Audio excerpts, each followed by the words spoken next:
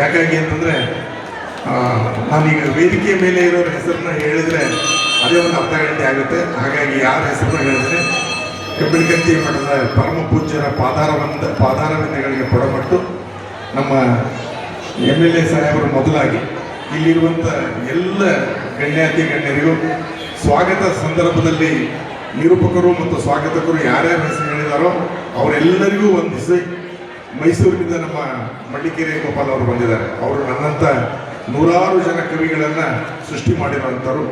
Shashikala madam ಅವರು ಬಹಳ ಅಭಿಮಾನದಿಂದ ಬಹಳ ಪ್ರೀತಿಯಿಂದ ಅಭಿನಂದನೀಯ ನುಡಿಗಳನ್ನು ಆಡಿದ್ದಾರೆ.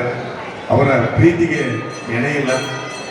ಆ ಇಬ್ಬರನ್ನೂ ಕೂಡ ಅಲ್ಲಿಂದ ಇಲ್ಲಿಗೆ ಬಂದು ಹರಿಸಿ ಹಾರೈಸಿದ್ದಕ್ಕಾಗಿ ನೆನ್ಕೊಂಡು ಸಾವಿರದ ಸ್ಮರಣೆಗಳನ್ನು ಮಂದಿರದಲ್ಲಿ ಸ್ಥಾಪಿಸಿಕೊಂಡು ಇಲ್ಲಿರುವಂಥ ಎಲ್ಲರಿಗೆ, ಇಲ್ಲಿ ಉಪಸ್ಥಿತರಿರುವಂಥ ಪತ್ರಕರ್ತರ ಮೊದಲಾಗಿ ಎಲ್ಲ ನನ್ನ ಆತ್ಮ ಬಂಧುಗಳಿಗೂ ನಾನು ನಮಸ್ಕಾರಗಳನ್ನು ತಿಳಿಸಿ, ನೀವೆಲ್ಲ ನಿಮ್ಮ ಪ್ರೀತಿಯ ಪೀನ ಮಸೂರದಲ್ಲಿ ನನ್ನನ್ನು ನೋಡಿದವರು.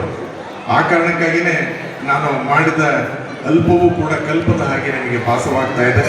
ಅದರ ಫಲಿತಾಂಶ ಏನು ಅಂತಂದರೆ ನಾನಿವತ್ತು ಸಮ್ಮೇಳನಾಧ್ಯಕ್ಷನಾಗಿದ್ದೀನಿ.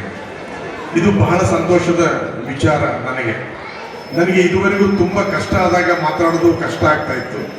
ಈಗ ತುಂಬ ಸಂತೋಷ ಆದಾಗಲೂ ಕೂಡ ಮಾತಾಡೋದು ಕಷ್ಟ ಅಂತ ಗೊತ್ತಾಗ್ತಾ ಇದೆ.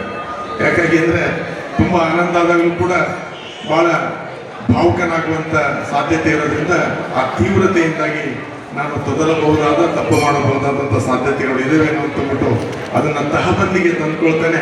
ಒಂದಿಷ್ಟು ಮಾತುಗಳನ್ನು ನಾನು ಕನ್ನಡದ ಪರವಾಗಿ ಆಡಿ, ಮುಖ್ಯವಾಗಿ ಇಲ್ಲಿ ಬಸವರಾಜ ಮೆಣಸಿನಕಾಯಿ ಅವರು ಇದ್ದಾರೆ, ಅದ್ಭುತ ಸಾಧಕರು. ನಾವು ನಮ್ಮ MLA ಸಾಹೇಬ್ರಿಗೆ ಹೇಳ್ತಾ ಇದ್ದೆ, ನಾನು MLA ಸಾಹೇಬ್ರಿಗೆ ಬರುವಾಗ ಹೇಳಿದೆ, ಅವ್ರು ನನ್ನ ಕೈ ಹಿಡ್ಕೊಂಡು ಆ ಸಾರೋಟದಿಂದ ಕರ್ಕೊಂಡು ಬರ್ತಾ ಇದ್ರು, ಬನ್ನಿ ಹೋಗೋಣ ವೇದಿಕೆಗೆ ಅಂತ.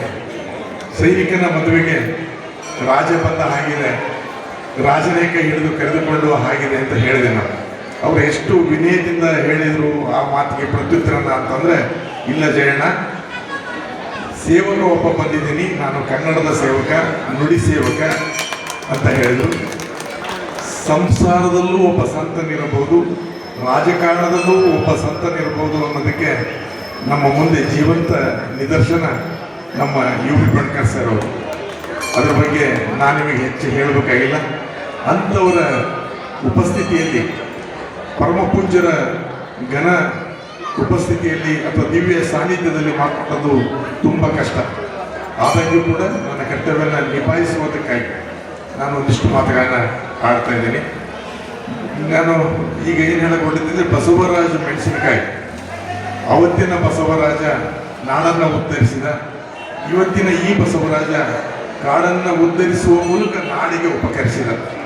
ನಮ್ಮ ಈ ಹಳ್ಳೂರಿನ ಬಸವರಾಜ ಇದ್ದಾರಲ್ಲ, ಇವರು ಈ ಕಾಡನ್ನು ಹೇಗೆ ಬೆಳೆಸಿದ್ದಾರೆ ಅಂತಂದರೆ ಇಡೀ ನಾಡು ಉಪಕೃತವಾಗುವ ಹಾಗೆ. ವೃಕ್ಷಪಿತ ಅಂತ ಅವರನ್ನು ನಾವು ಕರಿಬಹುದೇನೋ, ವೃಕ್ಷ ಮಾತೆ ಅಂತಂದು ನಾವು ಯಾರನ್ನು ಕರಿತೀವಿ ಅಂತ ನಿಮಗೆ ಗೊತ್ತಿದೆ. ಎಲ್ಲ ಇಲ್ಲಗಳ ನಡುವೆಯೇ ಆಕೆ ಏನೆಲ್ಲ ವಾದಗಳು. ಈಗ ಈ ನಾಡಿಗೆ ಮತ್ತು ನುಡಿಗೆ ಸಾಕಷ್ಟು ಸೇವೆಯನ್ನು ಸಲ್ಲಿಸಿದಂಥ ಮೆಣಸಿನಕಾಯಿ ಅವರು ನಮ್ಮ ಮುಂದೆ ಜೀವಂತ ದರ್ಶನ ಆಗಿದ್ದಾರೆ. 22,000 ಮರಗಳನ್ನು ಬೆಳೆಸಿದ್ದಾರೆ ಆ ಮಹಾನುಭಾವರು ಅಂತಂದರೆ ಅದೆಂಥ ದೊಡ್ಡ ಸಾಧನೆ ಅಂತ ವಿಚಾರ ಮಾಡಿ. 900 ಎಕರೆ ಅರಣ್ಯದಲ್ಲಿ, ಸಂರಕ್ಷಿತ ಅರಣ್ಯದಲ್ಲಿ ಅತ್ಯಂತ ಉತ್ಕೃಷ್ಟ ಜಾತಿಯ ಮಾವಿನ ಮರ ಮತ್ತು ಹುಣಸೆ ಮರಗಳನ್ನು ಬೆಳೆದು ದೇವಸ್ಥಾನದ ಅವರೇ ಅಧ್ಯಕ್ಷರಾಗಿರುವಂಥ ಟ್ರಸ್ಟ್ಗೆ ವರ್ಷಕ್ಕೆ 10 ಲಕ್ಷ ಲಾಭ ಬರುವ ಹಾಗೆ ಮಾಡಿದ್ದಾರೆ ಅಂತಂದರೆ ಅವರ ಪರಿಶ್ರಮ ಎಷ್ಟು, ಅವರ ತ್ಯಾಗ ಎಷ್ಟು ದೊಡ್ಡದು ಅಂತಂದು ನಾವು ನೀವು ಯೋಚನೆ ಮಾಡಬೇಕಾಗುತ್ತೆ. ಅವರಿಗೆ ರಾಜ್ಯ ಅಲ್ಲ, ರಾಷ್ಟ್ರಮಟ್ಟ ಈಗ ನಾವು ಸಾಲು ಮರದವರು ಬಂಜೆತನವನ್ನು ಆ ಮರಗಳೆಂಬ ಮಕ್ಕಳ ನೆರಳಿನಲ್ಲಿ ಅವುಗಳಲ್ಲಿ ಹಾಡುವ ಹಕ್ಕಿ ಪಿಕ್ಕಿಗಳ ಜೋಗುಳಗಳಲ್ಲಿ ತಮ್ಮ ಮಕ್ಕಳ ತೊಟ್ಟಿಲ ಜೋಗುಳ ಕೇಳಿಸ್ತಾ ಇದೆ, ಆ ಫೀಲ್ ಮಾಡ್ತಾ ಇದ್ದೀನಿ ನಾನು. ಇಡೀ ನಾಡೇ ಉಪಕೃತವಾಗುವ ಹಾಗೆ 22,000 ಮರಗಳನ್ನು ಬೆಳೆಸಿದ್ದಾರೆ ಅಂತಂದರೆ ನಾವು ಕಲ್ಪನೆಯೂ ಕೂಡ ಮಾಡ್ಕೊಳಕ್ಕಾಗಲ್ಲ. ಅಷ್ಟು ದೊಡ್ಡ ಸಾಧಕರವರು. ಅವ್ರಿಗೆ ರಾಜ್ಯ ಅಲ್ಲ, ರಾಷ್ಟ್ರ ಮಟ್ಟದ ಪ್ರಶಸ್ತಿಗಳು ಬರಬೇಕು. ಆ ಪ್ರಶಸ್ತಿಗಳಿಗೆ ನಮ್ಮ ಘನ ಸರ್ಕಾರದವರು ಅವರ ಹೆಸರುಗಳನ್ನು ಶಿಫಾರಸು ಮಾಡಬೇಕು. ಈ ಊರನ್ನು ಅತ್ಯಂತ 4,000 ವರ್ಷಗಳ ಇತಿಹಾಸ ಇರೋ ಈ ಊರಿನ ಬಗ್ಗೆನೇ ನಾನು 3 ಪುಟ ಬರೆದಿದ್ದೀನಿ ನನ್ನ ಭಾಷಣದಲ್ಲಿ. ಅಲ್ಲಿನ ಹಿರಿಮೆ ಗರಿಮೆಯನ್ನು ಸಾರಿದ್ದಾರೆ. ಈ ಊರಿಗೆ ಇರುವ ಐತಿಹ್ಯ, ಪುರಾಣ ಪ್ರಸಿದ್ಧ ವಿಚಾರಗಳು ಮತ್ತು ಸಾಂಸ್ಕೃತಿಕವಾಗಿ ಇದು ಹೇಗೆ ಸಂಪನ್ನವಾಗಿದೆ ಮತ್ತು ಪ್ರಾಕೃತಿಕವಾಗಿ ಇದು ಹೇಗೆ ಸಿರಿವಂತವಾಗಿದೆ ಏನೆಲ್ಲವನ್ನ ಬರೆದಿದ್ದಾರೆ. 2 ಹಳ್ಳಗಳಿರುವ ಊರು ಹಳ್ಳೂರು. ಹೇಗೆ ಇದು 2ನೇ ಬಲ್ಲಾಳನ ಸಂದರ್ಭದಲ್ಲಿ ರಾಜಧಾನಿಯಾಗಿ ಅವನಿಂದ 37 ವರ್ಷ ಆಳಲ್ಪಟ್ಟು ಎಷ್ಟು ಸಿರಿವಂತವಾಗಿತ್ತು, ಎಷ್ಟು ಈ ನದಿಯ ನೀರಲ್ಲಿ ಸೈನಿಕರ ರಕ್ತ ಹರಿದು ಈ ನೀರನ್ನೆಲ್ಲ ಕೆಂಪು ಮಾಡಿದೆ. ಅದಕ್ಕೆ ಇರುವ ರಕ್ತ ಚರಿತ್ರೆ, ಪ್ರೀತಿಯ ಚರಿತ್ರೆ ಮತ್ತು ಐತಿಹಾಸಿಕ ಮಹತ್ವವನ್ನು 2 ಶ್ರೇಷ್ಠ ಕೃತಿಗಳಲ್ಲಿ ಮಾಡಿದರೆ. ಅಂತ ಒಬ್ಬ ಶ್ರೇಷ್ಠ ಲೇಖಕನಾಥ ಇದ್ದಾನೆ.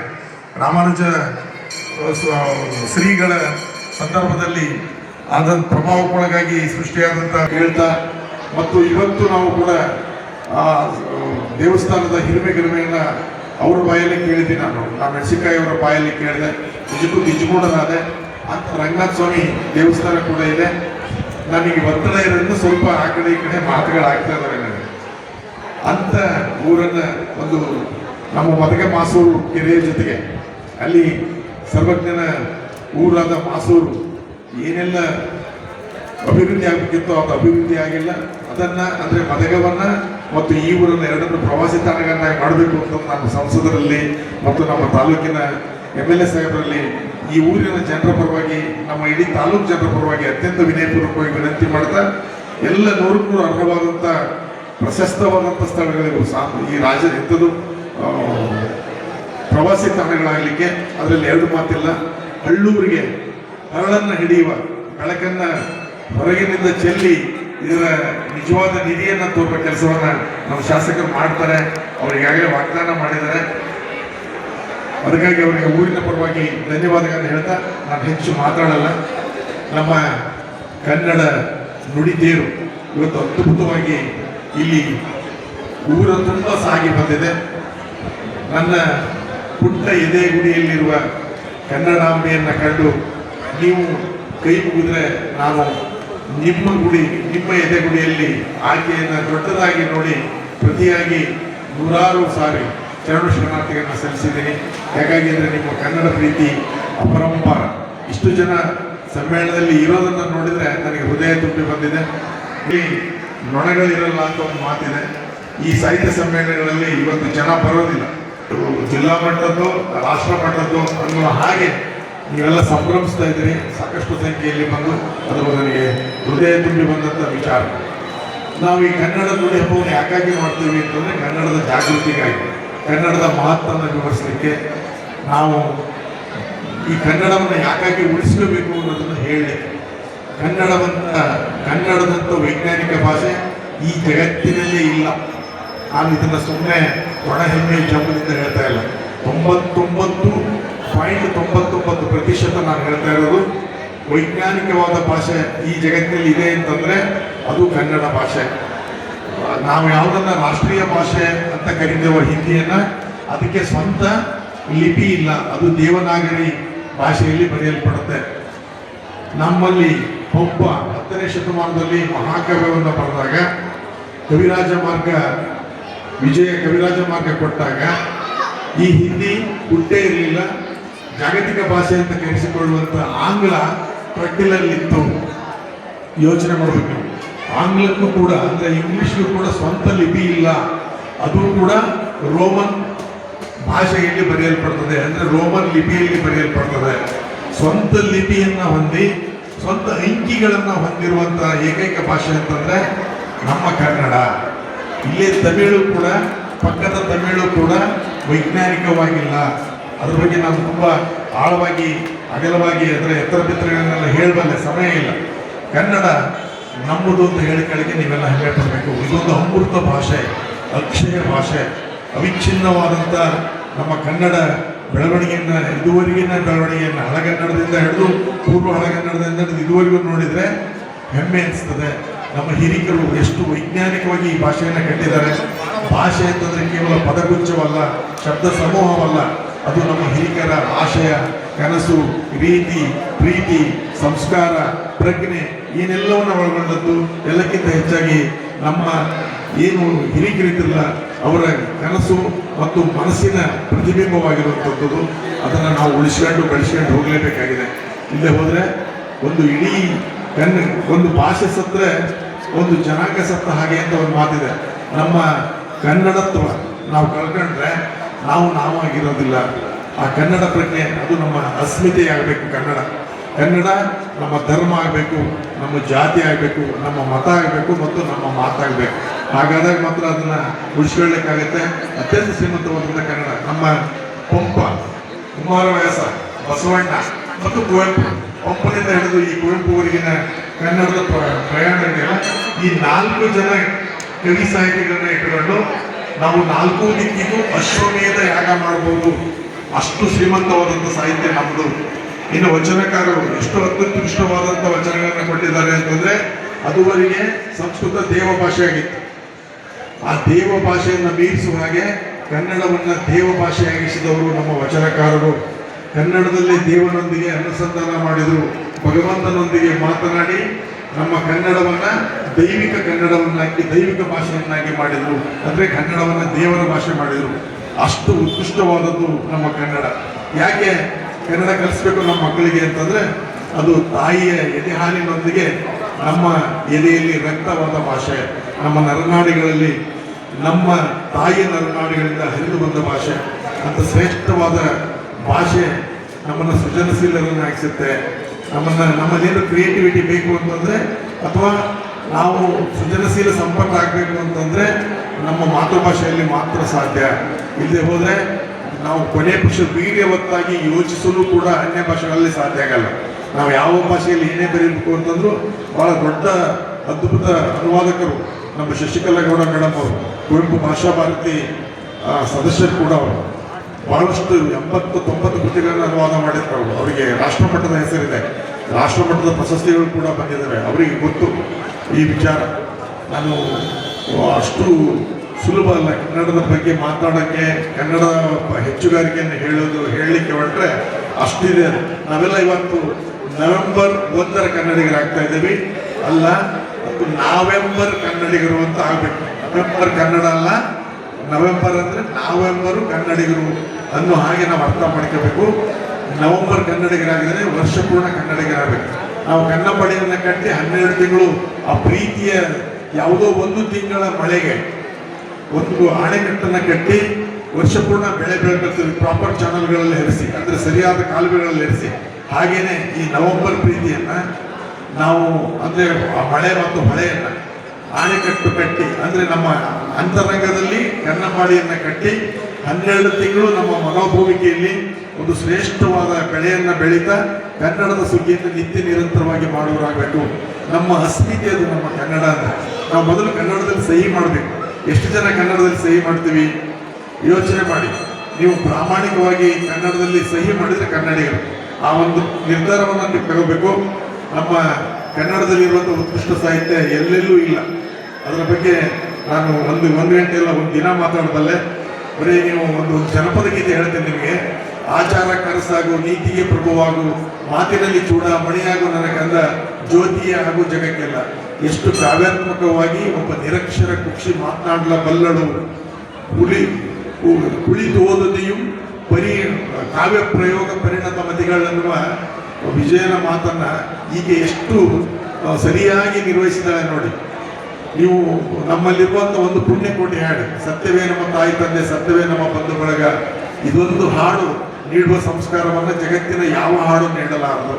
ಅಂತಹ ಒಂದು ಶ್ರೇಷ್ಠ ಸಾಹಿತ್ಯ ನಮ್ಮಲ್ಲಿದೆ. ಅದಕ್ಕೆ ಬೇಕಾದಷ್ಟು ಉದಾಹರಣೆಗಳನ್ನು ಕೊಡಬಲ್ಲೆ. ಒಂದೇ ಹೇಳ್ತೀನಿ ನಿಮಗೆ. ನಮ್ಮ ಮಗು ಇವತ್ತು ಇಂಗ್ಲೆಂಡ್ ಕವಿ ಬರೆದಂಥ ಹಾಡನ್ನು ಹಾಡಿದಾಗ, ನಾನು ನೀವು ಅಂತಲ್ಲ, ಕೃಷಿಕ ಯಾರು ಈ ಭೂಮಿಯನ್ನು ತನ್ನ ತಾಯಿ ಅಂತಲೂ ಆಕಾಶವನ್ನು ತನ್ನ ತಂದೆ ಅಂತಲೂ ಪರಿಭಾವಿಸಿ ಈ ಜಗತ್ತಿಗೆ ಅನ್ನ ಅಳೆಯುವ ಕೃಷಿ ಋಷಿಯಾಗಿದ್ದಾನೋ ಅವನ ಮಗು ಇವತ್ತು ಏನು ಹಾಡ್ತಾ ಇದೆ ಅಂತಂದರೆ, ರೇನ್ ರೇನ್ ಗೋವೆ ಹಾಡ್ತಾ ಇದೆ ನಮ್ಮ ಮುಂದೆ. ನಾವು ಚಪ್ಪಾಳೆ ತಡ್ತಾ ಇದ್ದೀವಿ, ನೀವು ಚಪ್ಪಾಳೆ ತಡ್ತಾ ಇದ್ದೀವಿ. ಆದರೆ ನಮ್ಮ ಮಗು ಏನು ಹಾಡಬೇಕಿತ್ತು? ಹುಯ್ಯೋ ಹುಯ್ಯೋ ಮಳೆರಾಯ, ಅಕ್ಕನ ತೋಟಕ್ಕೆ ನೀರಿಲ್ಲ. ಹುಯ್ಯೋ ಹುಯ್ಯೋ ಮಳೆರಾಯ, ಅಣ್ಣನ ತೋಟಕ್ಕೆ ನೀರಿಲ್ಲ. ನನ್ನ ತೋಟಕ್ಕೆ ನೀರಿಲ್ಲ ಅಲ್ಲ, ಮೊದಲು ಅಕ್ಕ ಚೆನ್ನಾಗಿರ್ಬೇಕು. ದೂರದ ಊರಿಗೆ ಎಲ್ಲೋ ಕೊಟ್ಟಿದ್ದೀನಿ, ಅವಳು ಚೆನ್ನಾಗಿದ್ರೆ, ಭಾವ ಚೆನ್ನಾಗಿದ್ರೆ ನಾನು ಚೆನ್ನಾಗಿರ್ತೀನಿ, ನಂತರದಲ್ಲಿ ಅಣ್ಣ ಚೆನ್ನಾಗಿರ್ಬೇಕು, ಅಣ್ಣ ಚೆನ್ನಾಗಿದ್ರೆ ನಾನು ಚೆನ್ನಾಗಿರ್ತೀನಿ ಎನ್ನುವ ಒಂದು ಶ್ರೇಷ್ಠ ಭಾವ, ಒಂದು ಅನುಬಂಧ, ಒಂದು ಪ್ರೀತಿ ಅಲ್ಲಿ ಹೇಗೆ ತಾರೆಯಾಗಿದೆ ಅಂತ ನೀವು ನೋಡ್ಬೇಕು. ಈ ಬರೀ 2 ಹಾಡುಗಳನ್ನು ಮಾತ್ರ ಯಾಕಾಗಿ ಹೇಳಿದೆ ಅಂತಂದ್ರೆ, ನಾನು ಇಲ್ಲಿ ಸಮಯದ ಅಭಾವ ಇದೆ, ಆ ಕಾರಣಕ್ಕಾಗಿ ನಮಗೆ 8 ಜ್ಞಾನಪೀಠ ಬಂದಿದ್ದಾವೆ, 9 ರಾಜ್ಯಗಳಲ್ಲಿ ಹಿಂದಿ ಇದೆ, 3 ಕೇಂದ್ರಾಡಳಿತ ಪ್ರದೇಶಗಳಲ್ಲಿ ಹಿಂದಿ ಇದೆ, ಅಂದ್ರೆ 12 ರಾಜ್ಯಗಳಲ್ಲಿ ಹಿಂದಿ ಇದೆ. 12 ರಾಜ್ಯಗಳಲ್ಲಿ ಇರುವ ಹಿಂದಿಗೆ ಇತ್ತೀಚೆಗೆ 3-4 ಒಟ್ಟಿಗೆ ಬರಲಾಗಿ 11 ಜ್ಞಾನಪೀಠ ಪ್ರಶಸ್ತಿ ಬಂದಿದ್ದಾವೆ. 12 ರಾಜ್ಯಗಳಲ್ಲಿರುವ ಹಿಂದಿಗೆ 11 ಜ್ಞಾನಪೀಠ ಬಂದ್ರೆ, ನಮ್ಮ ರಾಜ್ಯದಲ್ಲಿರುವ ಕನ್ನಡಕ್ಕೆ 8 ಜ್ಞಾನಪೀಠ ಬಂದಿದ್ದಾವೆ. ನಮ್ಮ ಭಾಷೆ ಎಷ್ಟು ಉತ್ಕೃಷ್ಟವಾದದ್ದು, ಸರ್ವಶ್ರೇಷ್ಠವಾದದ್ದು ಅನ್ನೋದಕ್ಕೆ ಇದಕ್ಕಿಂತ ದೊಡ್ಡ ನಿದರ್ಶನ ಇಲ್ಲ. ತಮಿಳು ಅವರೇನೆಲ್ಲ ಹೇಳ್ತಾರೆ, ಅವರ ಅಭಿಮಾನ ಮೆಚ್ಚುವಂಥದ್ದೇ, ಆದರೆ ಇದುವರೆಗೂ ಬಂದಂಥದ್ದು 1, ಇಂಗ್ಲಿಷ್ ಕೂಡ 1 ಬಂದಿದೆ, ಮಲಯಾಳಿಗೆ 3 ಬಂದಿದೆ, ಇನ್ನುಳಿದೆಲ್ಲ ಆಂಧ್ರಕ್ಕೆ 4 ಬಂದಿದೆ, ನಮಗೆ ಮಾತ್ರ 8 ಬಂದಿದೆ ಕನ್ನಡಕ್ಕೆ ಅಂತಂದ್ರೆ ಎಷ್ಟು ಸರ್ವೋತ್ಕೃಷ್ಟವಾದಂತಹ ಸಾಹಿತ್ಯ ನಮ್ದು ಅಂತಂದು ಯೋಚನೆ ಮಾಡಿ. ಕನ್ನಡಿಗರಲ್ಲಿ ಬಹಳಷ್ಟು ಮುಂದೆ ಇದೀವಿ ನಾವು. ಝಾನ್ಸಿ ರಾಣಿಗೂ ಮೊದಲು ಸ್ವತಂತ್ರದ ಚಳವಳಿಯಲ್ಲಿ ದುಮಿಗಳು ನಮ್ಮ ಈ ನೆಲದ ಕಿತ್ತೂರು ಚೆನ್ನಮ್ಮ 50 ವರ್ಷಕ್ಕೂ ಪೂರ್ವದಲ್ಲೇ. ಅದನ್ನ ನೀವು ಮರಿಬಾರ್ದು. ಶ್ರೀರಾಮಚಂದ್ರ ಪುರುಷೋತ್ತಮ ಅಂತ ಯಾರನ್ನ ಕರಿತೇವೋ ಅಂತ ಪರಮಾತ್ಮನಿಗೂ ಕೂಡ ಆತನ ಪರಮ ಪ್ರೀತಿಯ ಹೆಂಡತಿ ಸೀತೆಯನ್ನು ಹುಡುಕಿ ಕೊಟ್ಟವರು ನಮ್ಮ ಹನುಮಂತ ದೇವರು, ಅಂದ್ರೆ ಕನ್ನಡಿಗ. ಅಂತವು ಬಹಳ ಇದಾವೆ. ಹಿಂದಿ ದೇವನಾಗರಿ ಲಿಪಿಯಲ್ಲಿ, ಈಗಾಗಲೇ ಹೇಳಿದ ಹಾಗೆ ಇಂಗ್ಲಿಷು ರೋಮನ್ ಲಿಪಿಯಲ್ಲಿ ಬರೆಯಲ್ಪಡ್ತದೆ. ಕನ್ನಡದ ಹಾಗೆ ಅದಕ್ಕೆ ಸ್ವಂತ ಭಾಷೆ ಇಲ್ಲ ಅನ್ನೋದನ್ನ ನೀವು ಮರಿಬಾರ್ದು. ಒಂದು ಪುಟ್ಟ ನಾಮಕತೆಯನ್ನು ಹೇಳಿ ನನ್ನ ಮಾತು ಮುಗಿಸ್ತೀನಿ. ಶ್ರೀರಾಮಚಂದ್ರ ಸರಿಯು ನದಿ ದಡದಲ್ಲಿ ಯಾನದಲ್ಲಿದ್ದಾಗ ಯಾರೊಂದಿಗೆ, ಲಕ್ಷ್ಮಣನೊಂದಿಗೆ ಮತ್ತು ಸೀತೆಯೊಂದಿಗೆ ನೀರು ಕುಡಿಬೇಕು ಅಂತಂದು ಬಾಯಾರಿ ತನ್ನ ಹೆದೆಯನ್ನ ಅಂದ್ರೆ ಬಿಲ್ಲನ್ನ ಮರಳಿಗೆ ಸಿಕ್ಕಿಸಿ ನೀರು ಕುಡಿತಾನೆ. ನೀರು ಕುಡಿದಾದ್ಮೇಲೆ ಬಿಲ್ಲನ್ನ ಎತ್ಕೊಂಡಾಗ ಆ ಬಿಲ್ಲು ಒಂದು ಕಪ್ಪೆಯ ಬೆನ್ನನ್ನ ಛೇದಿಸಿಕೊಂಡು ಎದೆಯನ್ನ ನಾಟಿ ರಕ್ತ ತೊಟ್ಟಿಸ್ತಾ ಇರ್ತದೆ. ತುಂಬಾ ಸಂಕಟ ಆಗುತ್ತೆ. ಯಾರೋ ಆತನ ಕಳ್ಳನ ಹಿಂಡಿದ ಅನುಭವ ಆಗುತ್ತೆ. ಅವನು ಕಪ್ಪೆಯನ್ನು ಕೇಳ್ತಾನೆ, ಮಂಡುಕ ರಾಜ, ನಾನು ಇಲ್ಲಿದ್ದೀನಿ ಅಂತ ಹೇಳಬಾರ್ದಿತ್ತ, ನನ್ನಿಂದ ಘೋರ ಅಪರಾಧ ಆಗೋಯ್ತು, ನಿನ್ನನ್ನು ನಾನು ಕೊಂದು ಹಾಕಿಬಿಟ್ಟೆ, ನೀನು ನಿರಪರಾಧಿ, ನಾನು ಮಹಾ ಅಪರಾಧಿ ಆಗಿಬಿಟ್ಟೆ ಅಂತ ಹೇಳ್ತಾನೆ. ಅವಾಗ ಕಪ್ಪೆ ಒಂದು ಮಾತು ಹೇಳುತ್ತೆ, ಅದು ಬಹಳ ಇಷ್ಟವಾದದ್ದು. ಅದಕ್ಕೆ ಈ ವಿಚಾರವನ್ನು ಇಲ್ಲಿ ಕೋಟ್ ಮಾಡ್ತಾ ಇದ್ದೇನೆ ನಾನು. ಅದು ಕಪ್ಪೆ ಹೇಳುತ್ತೆ, ನನ್ನನ್ನು ರಾವಣನೋ ಅಥವಾ ಇನ್ನಾವುದೋ ರಾಕ್ಷಸನೋ ಅಥವಾ ಪಿಶಾಚಿಯೋ ಬಂದು ಕೊಲ್ಲುವ ಹಾಗಿದ್ದರೆ ನನ್ನನ್ನು ಕಾಪಾಡು ಶ್ರೀರಾಮಚಂದ್ರ ಪುರುಷೋತ್ತಮ ಅಂತ ನಿನ್ನನ್ನು ಕೂಗುತ್ತಿದ್ದೆ. ಆದರೆ ನನ್ನನ್ನು ಕೊಲ್ತಾ ಇರೋದೇ ನೀನು. ಪುರುಷೋತ್ತಮನಾದಂಥ ಪರಮ ಪ್ರೀತಿಯ ನನಗೆ ಪ್ರಾಣಪ್ರಿಯನಾದಂಥ ಪರಮಾತ್ಮನಾದಂಥ ನೀನೇ ಕೊಲ್ತಾ ಇರುವಾಗ ನಾನು ಏನಂತ ಕೂಗಬೇಕಿತ್ತು, ಯಾರಲ್ಲಿ ತೂರ್ಬೇಕಿತ್ತು, ಯಾರಿಗೆ ರಕ್ಷಣೆಗಾಗಿ ಮೊರೆ ಇಡಬೇಕಿತ್ತು ಅಂತ ಕಪ್ಪೆ ಕೇಳುತ್ತೆ. ಈ ಕಥೆಯನ್ನು ನಾನು ಯಾಕೆ ಇಲ್ಲಿ ಹೇಳ್ತೀನಿ ಅಂದರೆ, ಆಗ ಶ್ರೀರಾಮಚಂದ್ರ ನಾಚಿ ನೀರಾಗ್ತಾನೆ. ಈ ಕಥೆಯನ್ನು ನಾನು ಎಲ್ಲಿಗೆ ಹೋಲಿಸ್ತಾ ಇದ್ದೀನಿ ಅಂದರೆ, ಇಲ್ಲಿ ಕಪ್ಪೆ ಯಾರೂ ಅಲ್ಲ, ಕನ್ನಡ. ಶ್ರೀರಾಮಚಂದ್ರರು ಯಾರೂ ಅಲ್ಲ, ನಾವೇ ಕನ್ನಡಿಗರು. ಕಾಯಬೇಕಾದಂಥ ನಾವೇ ಕೊಲ್ತಾ ಇದ್ದೀವಿ. ಆ ಕಾರಣಕ್ಕಾಗಿ ಕಪ್ಪೆ ಅಂದರೆ ಕನ್ನಡತಿ ಅಸಹಾಯಕರಾಗಿದ್ದಾರೆ.